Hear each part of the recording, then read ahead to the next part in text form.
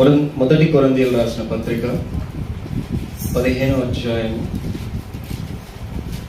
14-15 వచనం. మరియు లేఖబడి నేను చేయి ప్రకటన వ్యక్తమే, మీ విశ్వాసంలో వ్యక్తమే. చాలండి, చిన్న ప్రార్థన చేసుకుందాము. పరిశుద్ధ దయచేసయ్యా, నీ బంగారు పాదములకు వందనాలు. అయ్యా, నిలబడి ఉంటున్న నాతో మీరు మాట్లాడమని, పరలోక రాజ్య జ్ఞానంతో కూడిన ఆలోచన తెలియని జ్ఞానం నుంచి బలపరచమని, మీరే సమస్త ఘనత మహిమ ప్రభావాలను చెల్లించుకోమని యేసుక్రీస్తు నామంలో ప్రార్థించడి పొందుకున్నాము తండ్రి. హల్లెలూయా. ఇక్కడ మొదటి కొరింథీయులకు రాసిన పత్రిక 15వ అధ్యాయం 14-15 చూస్తే, మరియు క్రీస్తు లేపబడి ఉండని ఎడల మేము చేయు ప్రకటన వ్యర్థము, మీ విశ్వాసమును వ్యర్థమే. హల్లెలూయా. పోయిన శుక్రవారం చెప్పుకున్నాము, దేవుడు సిలువలో చనిపోయాడు, మనందరి పాప దోషం కొరకై ఆయన వెల చెల్లించాడు. ఆయన భూమి మీద సేవా పరిచర్యలో ఉన్నప్పుడు దేవుడు ప్రకటిస్తూ వచ్చాడు, తండ్రి చిత్తాన్ని నెరవేర్చడానికి వచ్చానని, నేను చనిపోయి తిరిగి 3వ రోజున మృత్యుం చేయడానికి తిరిగి లేస్తానని చెప్పాడు దేవుడు. చెప్పిన మాటను ఒకవేళ దేవుడు గనక నెరవేర్చి ఉండకపోయినట్లయితే క్రైస్తవ్యం నిజం కాకపోయేది. హల్లెలూయా. ఈనాడు ప్రపంచ దేశాల్లో క్రైస్తవ్యం మొదటి స్థానంలో ఎలాగైతే చెప్పబడుతుందో, పిలువబడుతుందో, ఒకవేళ క్రీస్తు గనక ఆ సమాధిలో నుంచి గనక తిరిగి బయటికి లేచి రాకపోయి ఉంటే, ఈనాడు మనం అందరం ప్రకటిస్తున్న సువార్త కానీ, దేవుని యొక్క విలువల గురించి కానీ, పరలోక రాజ్యం విలువల గురించి కానీ, వాటికి ఈనాడు భూమి మీద విలువ లేకుండా పోయేది. హల్లెలూయా. తిరిగి లేస్తానన్న దేవుడు మాట ఇచ్చాడు కాబట్టి, మాటను నెరవేర్చాలి కాబట్టి, ఆ మాటను తండ్రి దగ్గర నుండి పొందుకున్నాడు కాబట్టి, ఆయన చిత్తం కాబట్టి తిరిగి లేచాడు. అది నిజమని ఈ ప్రపంచం యావత్తు ప్రతి ఒక్కరికి, ఆయన వ్యతిరేకస్తులకు, ఆయనను ద్వేషించే వారు ప్రతి ఒక్కరికి సూటిగా సమాధానం చెప్పాడు, నేను నిజమైన దేవుడని. హల్లెలూయా. హల్లెలూయా. సిలువ మరణం ద్వారా దేవుడు, ఆ సిలువలో దేవుడు ఓడిపోయి ఉండొచ్చు. హల్లెలూయా. శరీర సంబంధంగా దేవుడు ఓడిపోయి ఉండొచ్చేమో కానీ, ఆత్మ సంబంధంగా దేవుడు మాత్రం ఆ సిలువలో కాదు కదా, ఆయన బ్రతికినంత కాలము, ఆ పరలోక రాజ్యం ఉన్నంత కాలము ఆయన గెలిచే ఉన్నాడు. మనమందరం ఇది గుర్తుపెట్టుకోవాల్సిన మాట. సిలువలో దేవుడు మరణించాడు అని చెప్పి, సిలువలో దేవుడు ఓడిపోయాడని చెప్పి, ఇంకా క్రైస్తవ్యానికి అసలు బలము లేదు, దేవుని ఆరాధించడానికి మన దగ్గర ఏ సోర్స్ లేదు, దేవుడు ఆరాధించదగ్గ వ్యక్తి కాదు అని చెప్పి మన దగ్గర రుజువులు లేకపోలేదు. ఆయన తిరిగి లేచాడు, బయటికి సమాధిలో నుంచి వచ్చాడు, మనకందరికీ ఒక ఆధారాన్ని ఇచ్చాడు. సిలువలో మనం శరీర సంబంధమైన దేవుడు ఓడిపోయినా, దాన్ని మన జీవితంలో నుంచి పోగొట్టుకున్నా, అది మన జీవితంలో నుంచి విడిచిపెట్టబడినా, మనము ఆత్మ సంబంధంగా దేవుని దగ్గర నుంచి మనము నిలబడి ఉన్నాము. హల్లెలూయా. ఇక్కడ వాక్యం చెప్తుంది, మరియు క్రీస్తు లేపబడని ఉండని ఎడల మేము చేయు ప్రకటన వ్యర్థమే, మీ విశ్వాసమును వ్యర్థమే. ఇప్పుడు ఎవరిని బట్టి అండి మనం విశ్వసిస్తుంది? ఎవరిని బట్టి మనము మన విశ్వాసాన్ని ముందుకు మన జీవితంలో కొనసాగింపజేస్తూ ఉన్నాము? హల్లెలూయా. ఎవరిని బట్టి మనము విశ్వాసాన్ని మనం ముందుకు మన జీవితాలను కొనసాగింపజేస్తున్నాము, ఆధారం చేసుకొని బ్రతుకుతున్నాము? మన కొరకు చనిపోయిన క్రీస్తు. ఆయన ఏమన్నాడు? నేను చనిపోతున్నది మీ పాపంలో కొరకు, మరలా మిమ్మల్ని మీ ఆత్మలో మీరు నా యందు విశ్వాసం ఉంచిన విషయంలో మిమ్మల్ని బ్రతికించడానికి నేను మరలా తిరిగి బ్రతికొచ్చి మిమ్మల్ని నాతో కూడా సజీవంగా మిమ్మల్ని జీవింపజేస్తానని చెప్పాడు. హల్లెలూయా. అది వ్యర్థమైందా? అది నిరర్థకం కాకుండా పోయిందా? హల్లెలూయా. ఇక్కడ మాట్లాడుతున్న మాట ప్రకటన వ్యర్థం. ఆయన ప్రకటించింది వ్యర్థంగా కాలేదు కదా. నేను లేవునన్న మాట, ఇప్పుడు ఎంతో మంది చనిపోయారు దేవుళ్ళని ప్రకటించబడుతున్న వాళ్ళు, ఎంతో మంది సమాధులు చేయబడ్డారు. ఎంతో మంది పేరు ప్రఖ్యాతులు సంపాదించి ఎంతో అద్భుతాలు చేసిన వాళ్ళందరూ ఉన్నారు. వారి సమాధులు ఏమైనాయి? ఇప్పుడు ఎక్కడైతే పాత పెట్టబడ్డాయో అలాగే పాత పెట్టబడి ఉన్నారు వాళ్ళంతా. వాళ్ళ మాటలు ఏమైనాయి? వ్యర్థమై ఉండొచ్చు వాళ్ళ మాటలు, కానీ దేవుడి మాటలు ఎక్కడ కాలేదు. ఎందుకు? ఆయన ఇచ్చిన మాటలను నెరవేర్చాడు కాబట్టి. మనం కూడా మన జీవితాలలో దేవుని దగ్గరికి వచ్చిన తర్వాత దేవుడు ఏదైతే వద్దు అని చెప్పి పాప క్షమాపణ కొరకు ఏదైతే రక్తాన్ని చిందించి మన జీవితంలోకి అప్పగించాడో, ఏదైతే దాన్ని నెరవేర్చమని దాని ప్రకారంగా జీవించండి, దాని ప్రకారంగా కొనసాగించండి అన్న తర్వాత మరలా దాని జోలికి పోవాల్సిన అవసరము లేదు. పోయినట్లయితే మరి దేవుడు ఇచ్చిన మాటకు అర్థమేముంది? ఆయన ప్రకటించిన సువార్తకు అర్థమేముంది? ఆయన చిందించిన రక్తానికి అర్థమైంది? మరలా తిరిగి మృత్యుంజయుడే లేచిన దానికి అర్థమేముంది? హల్లెలూయా. చూడండి, మరొక మాట మీకు గుర్తు చేస్తాను. రోమీయులకు రాసిన పత్రిక 1వ అధ్యాయము. నాకు ఇచ్చిన సమయాన్ని నేను ముగించుకుంటాను త్వరగా. రోమీయులకు రాసిన పత్రిక 1వ అధ్యాయము 4వ వచనం. అది 2, 3, 4 కలిసి ఉంటుంది. కలిపి చదవండి. యేసుక్రీస్తు దాసులను అపొస్తలులుగా పిలువబడిన వాడును, దేవుని సువార్త నిమిత్తము ప్రత్యేకింపబడిన వాడునై పౌలు రోమాలో ఉన్న దేవుని ప్రియులందరికీ అనగా పరిశుద్ధులుగా ఉండుటకు పిలువబడిన వారికి శుభమని చెప్పి వ్రాయినది. మన తండ్రి అయిన దేవుని నుండి ప్రభువైన యేసుక్రీస్తు నుండి కృపా సమాధానములు మీకు కలుగునుగాక. దేవుడు తన కుమారుడును మన ప్రభువైన యేసుక్రీస్తు విషయమైన ఆ సువార్తను పరిశుద్ధ లేఖనముల యందు తన ప్రవక్తల ద్వారా ముందు వాగ్దానం చేసెను. యేసుక్రీస్తు శరీరమును బట్టి దావీదు సంతానముగాను, మృతులలో నుండి పునరుత్థానుడైనందున పరిశుద్ధమైన ఆత్మను బట్టి దేవుని కుమారుడుగాను ప్రభావముతో నిరూపింపబడెను.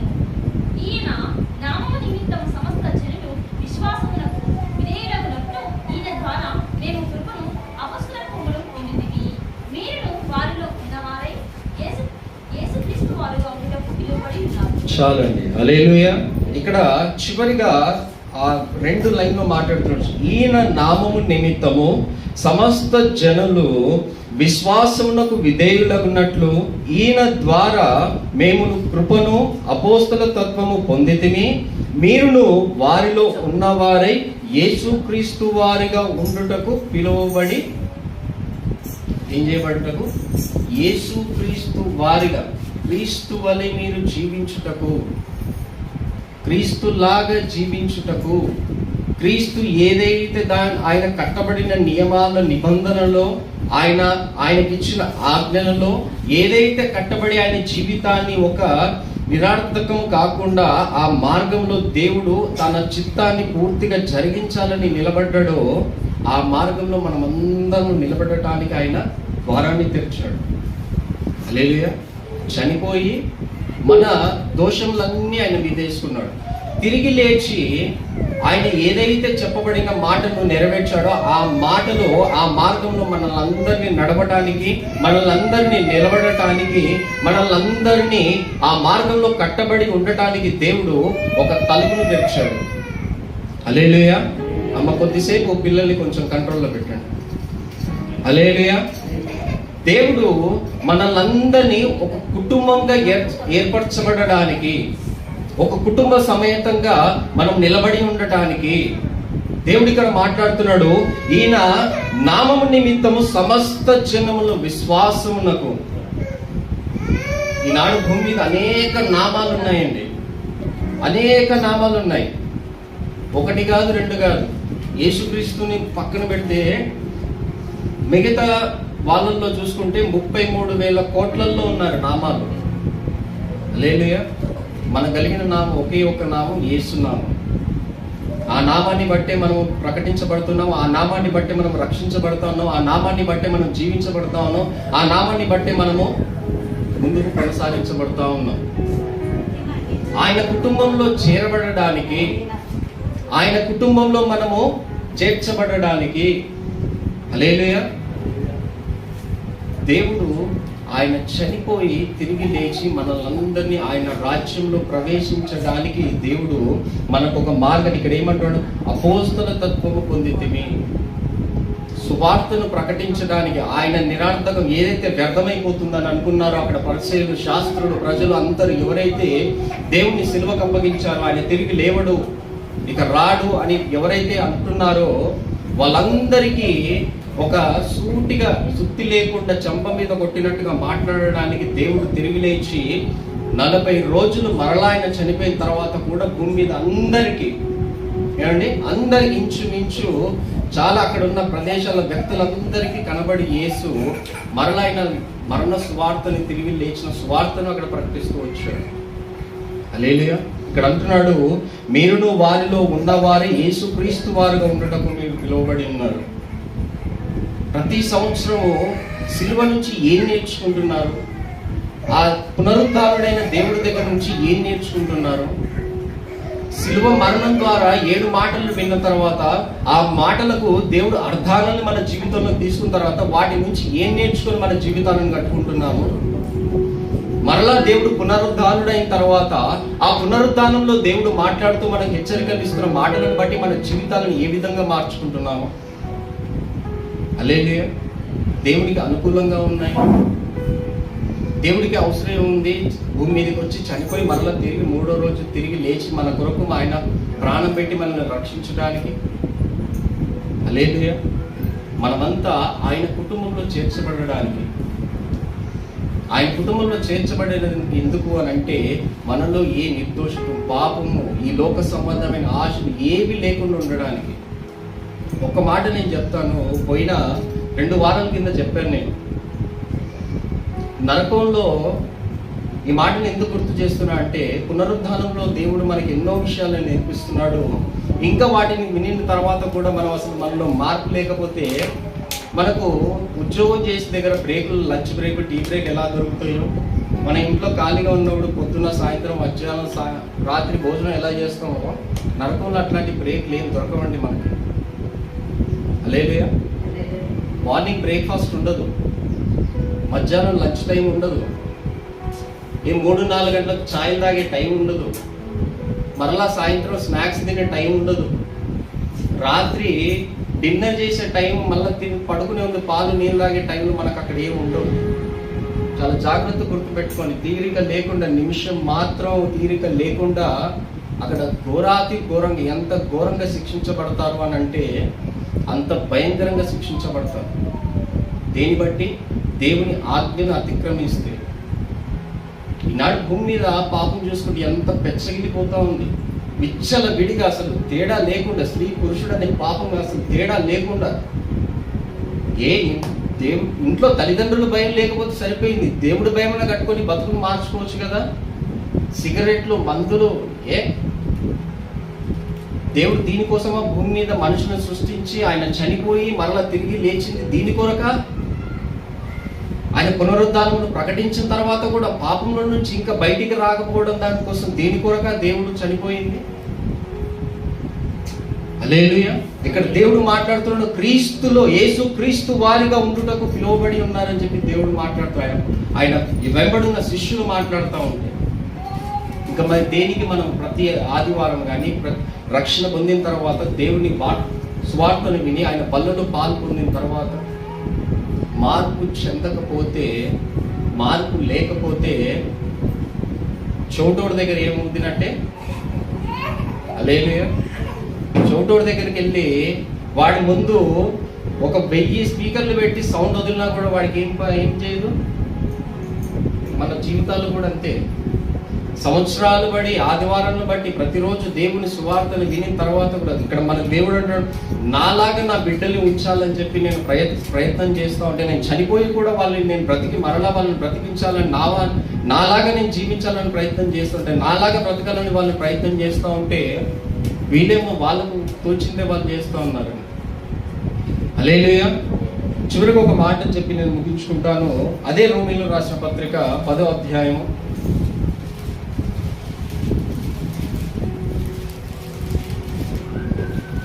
9వ వచనం.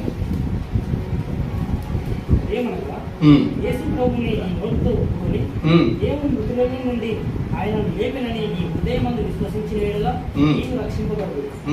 ఏలయనగా నీతి కలిగినట్లు మనుషులు హృదయంలో విశ్వసించుచు అక్షర కలిగినట్లు నోటితో ఒప్పుకోరు. ఏమనగా ఆయన యందు విశ్వాసం ఉంచు వాడెవడను సిగ్గుపడగాని లేఖనం చెప్పుచున్నది. చాలండి. హల్లెలూయా. అదేమనగా యేసు ప్రభు అని నీ నోటితో ఒప్పుకొని దేవుడు మృతుల నుండి ఆయనను లేపెనని నీ హృదయమందు విశ్వసించిన ఎడల. 12 మంది శిష్యులలో దేవుడు సమాధి నుండి బయటికి వచ్చిన తర్వాత దేవుని శిష్యులలో ఒక వ్యక్తి ఉన్నాడు, మీకందరికీ సుపరిచితుడైన వ్యక్తి. దేవుణ్ణి నేను దగ్గరకు వచ్చి, ఆయన నా దగ్గరకు వచ్చి చూస్తే నేను నా వేలుతో ఆయనని నేను తాకితే కానీ నేను నమ్మను అని అన్నాడు. ఈ పాటికి మీకు అందరికీ పేరు గుర్తొచ్చి ఉండొచ్చు. హల్లెలూయా. ఆయన వేలు సందులలో నా వేలు పెట్టి చూస్తే కానీ నేను నమ్మను అన్నాడు.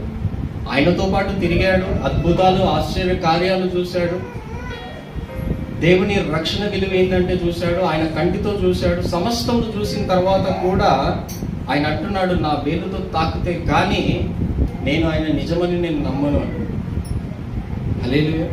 అక్కడ తర్వాత దేవుడు దర్శించి ఆయన చూపించిన తర్వాత కూడా దేవుడు మాట్లాడతాడు, చూసిన వాడికంటే చూడకుండా విశ్వసించి నమ్మినవాడు ధన్యుడు అని అంటున్నాడు. హల్లెలూయా. ఇక్కడ దేవుడు అలాగే మనతో కూడా మాట్లాడుతున్నాడు. నీ నోటితో ప్రభువుని దేవుడు మృతుల నుండి లేపనని ఒప్పుకొనిన ఎడల, నీ హృదయమందు విశ్వసించిన ఎడల నీవు రక్షించబడదువు. నీ నోటితో ఏం ఒప్పుకోవాలి? పాపం చేయాలని ఒప్పుకోవాలా? ఈ లోక సంబంధంగా నేను హెచ్చుతగ్గులతో కట్టుకోవాలని జీవించాలని ఒప్పుకోవాలా? బాగా డబ్బులు సంపాదించాలి, పేరు ప్రఖ్యాతలు సంపాదించుకొని ఒప్పుకోవాలా? ఇతరులు అంటే వాడు హెచ్చుగా ఉన్నాడు, వాడికంటే 10 రెట్లు హెచ్చుగా బతకాలని ఒప్పుకోవాలా? ఏమని ఒప్పుకోవాలి? దేనిని ఒప్పుకోవాలి? అది ఒప్పుకున్న దాన్ని నీ జీవితంలో మేలుకరంగా ఏ విధంగా నీకు ఉపయోగకరంగా ఉంది, అది నీ జీవితాన్ని ఎంత ఉపయోగకరంగా మేలుకరమైన మార్గంలో నడిపిస్తూ ఉంది నిన్నది, అది నీ జీవితానికి నీకు సంతోషాన్ని ఇస్తుందా, దుఃఖాన్ని ఇస్తుందా, లోక సంబంధమైన ఆశలతో నీకు తృప్తినిస్తుందా? ఏదిని ఒప్పుకుంటావు నువ్వు? దేనిని ఒప్పుకొని నీ శరీరానికి ధరించుకుంటున్నావు? దేనిని ఒప్పుకొని నీ హృదయమందు దాన్ని భద్రంగా కాపాడుకుంటున్నావు? దేనిని ఒప్పుకొని నీ హృదయంలో భద్రపరుచుకున్న దాని మీద నువ్వు ఆధారం చేసుకొని బ్రతుకుతున్నావు? హల్లెలూయా. అది ఆ వ్యక్తికి మాత్రం తెలిసింది. ఎవరైతే తన హృదయమందు దాచుకున్న పాపములు కానీ, దాని ఆశలు కానీ, దాని ఏదైనా కూడా అది దేవుడికి ఆ వ్యక్తికి సంబంధించింది. ఇక్కడ దేవుడు అంటాడు, నీ నోటితో ఒప్పుకోవాలి నిజమైన రక్షకుడని, ఆయన మృతుల నుండి లేపబడినని, నన్ను రక్షించు సామర్థ్యం కలిగిన దేవుడని, నేను చనిపోయిన తర్వాత నన్ను మృతుల నుండి ఆయన లేపునని, నేను విశ్వసించిన దేవుడని, ఆయన పరలోక రాజ్యంలో తనతో పాటు కూడా నన్ను బ్రతికించునని నీ నోటితో ఒప్పుకొనుటే నీవు రక్షించబడతావు అని అన్నాడు. పుట్టు గుడ్డివాడు యేసు ఆ మార్గంలో వస్తూ ఉంటే, ఆయన సువార్తను ప్రకటించి అద్భుతాలు చేస్తూ ఉంటే దేవుడు అతని మనసులో ఉన్నది ఎరిగి ఆ మార్గంలో వస్తాడు. హల్లెలూయా. పుట్టుకతోనే గుడ్డివాడై ఉన్నవాడిని ఆ మార్గంలో వస్తే, దేవా నీ చిత్తమైన నన్ను ఏమంటాడు? నీ చిత్తమైతే నన్ను నా మీద కరుణించి దయ ఉంచి నాకు చూపును దయచేయాలన్నాడు. నోటితో ఒప్పుకోలేదా దేవుడు నిజమైన రక్షకుడని? నోటితో ఒప్పుకోలేదా ఈయన అద్భుతాలు ఆశ్చర్య కార్యాలు చేయగలిగిన వ్యక్తి అని? నోటితో ఒప్పుకోలేదా ఈయనకు సమస్తం సాధ్యమే అని చెప్పి? చనిపోయిన వారిని కూడా బ్రతికించగలిగిన దేవుడు అని చెప్పి? హల్లెలూయా. చూపును పొందుకోలేదా అక్కడ గుడ్డివాడు? పక్షగాయబడిన వ్యక్తిని ఆ తెచ్చిన 9 విశ్వాసాలను బట్టి, వాళ్ళ విశ్వాసాన్ని బట్టి, వాళ్ళ నమ్మకాన్ని బట్టి దేవుడు స్వస్థపరచలేదా అక్కడ? హల్లెలూయా. మరి నీ నోటితో దేనిని ఒప్పుకుంటున్నావు?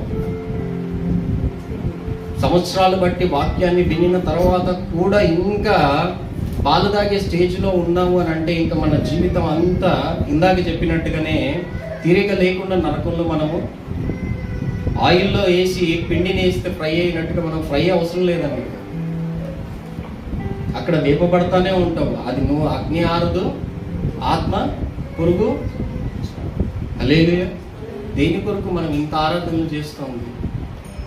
వేటిని రక్షించుకోవాలని చెప్పి కింద చూడండి, చివరికి మాటను గుర్తు చేసి ముగించుకుంటాను. ఎలా అనగా నీతి కలుగునట్లు మనుషుడు హృదయంలో విశ్వసించును, రక్షణ కలుగునట్లు నోటితో ఒప్పుకొనును. ఏమనగా ఆయన యందు విశ్వాసముంచువాడు ఎవడునో సిగ్గుపడడని లేఖనము చెప్పుచున్నది. హల్లెలూయా. ఆయన యందు నీతి కలుగునట్లు. అక్కడ సిలువ వేసినప్పుడు ప్రతి ఒక్కరు నవ్వుకుంటున్నారు. మీరు విన్నారు, చదివారు, చూశారు. పరిసయ్యులు, శాస్త్రులు, జ్ఞానులంతా ఆయన చూసి నవ్వుకుంటున్నారు. 2-3 మాత్రము ఈయన నిజ రక్షకుడు, ఈయన యందు నీతి ఉందని చెప్పి ఆయనకు విశ్వాసం ఉంచారు. ఆయనకు విశ్వాసం ఉంచి ఆయన వైపు దీనంగా చూస్తూ ఉన్నారు. ఇప్పుడు మనము సువార్తను, రక్షణ విలువను వీధి సువార్తను బట్టే, లేకపోతే ఎవరో మాటలను బట్టో దేవుని సువార్తను తెలుసుకున్నాము, విశ్వసించాము, నమ్మి వచ్చాము. మన జీవితంలో అద్భుతాలు, ఆశ్చర్య కార్యాలు కానీ, లేకపోతే మన కుటుంబంలో పరిస్థితులు మారట్లేదు, మన జీవితంలో పరిస్థితులు మారట్లేదు అని అంటే ఇంకా మనము దేవుడు చెప్తున్న దాన్ని, దేవుడు ఆశిస్తున్న దాన్ని మనం పాటించట్లేదు. హల్లెలూయా. సంవత్సరం అంతా కష్టపడతా ఉన్నాం, జీవితంలో ఎదుగుదల లేదు. ఎంత కుటుంబం అంతా సంతోషంగా జీవించాలనుకున్న సమాధానం లేదు. పనిచేసే స్థలంలో కూడా సమాధానం లేదు. ఏడ ఉన్నా సమాధానం లేదు అంటే ఇక్కడ మాట్లాడుతున్న మాట నీతి కలుగునట్లు మనుషుడు హృదయంలో విశ్వసించకపోవటం. మన దగ్గర నీతి లేకపోవటం. ఫస్ట్ మనం నీతిని కట్టుకొని జీవించకపోవటం. దేవుడు ఆ నీతిని ప్రకటించాలని, ఆ నీతి ద్వారా జీవింపజేయాలని చెప్పి ఒక నూతనమైన జీవితాన్ని, ఒక నూతనమైన ప్రారంభాన్ని, ఒక నూతనమైన ఆ ఆత్మకు ఒక దాహాన్ని తీర్చి దేవుడు మనకు అందించాలని ప్రయత్నం చేస్తా ఉంటే మనం దానిని మాత్రము వాడుకున్నట్టుగా వాడుకొని మరలా అవసరం లేనట్టుగా పక్కన ఏం చేస్తా ఉన్నాం? పక్కన పెట్టేస్తాము. ఎలాగా? నిద్ర వచ్చేంత వరకు ఫోన్లు వాడుతూ ఉంటాం, చూసారా? వీడియోలు చూసుకుంటా, చాటింగ్లు చేసుకుంటా, ఫోన్లు మాట్లాడుకుంటా. అవసరం తీరినాక నిద్ర వస్తే ఏం చేస్తామని అలా ఉంది మన భక్తి జీవితం. హల్లెలూయా. ఇప్పటికైనా ఇంకా ఉన్నాయి మాటలు చెప్పడానికి సమయం లేదు కాబట్టి ఇకనైనా మన జీవితాలను మార్చుకోకపోతే, మన జీవితాలను దేవుడు ఆయన పునరుద్ధానము, ఆయన చనిపోయిన విధానం ఎందుకొరకు అని మనం ఆలోచన లేకుండా కనుక జీవించి ఈ లోక సంబంధమైన ఆశలతో కనుక కట్టుకొని ఉంటే ఇంకా మనం రక్షణ పొందిన దానికి విలువ లేదు. ఇందాక గుర్తు చేసినట్టుగా ఆయన ప్రకటన, ఆయన సువార్తను ప్రకటన గురించి, లేకపోతే ఆయన రక్షణ విలువను గురించి ప్రకటిస్తున్నంత వ్యర్థమే, కానీ దానికి ప్రయోజనం ఏమీ లేదు. హల్లెలూయా. దేవుడి కొద్ది మాటలు దీవించును గాక.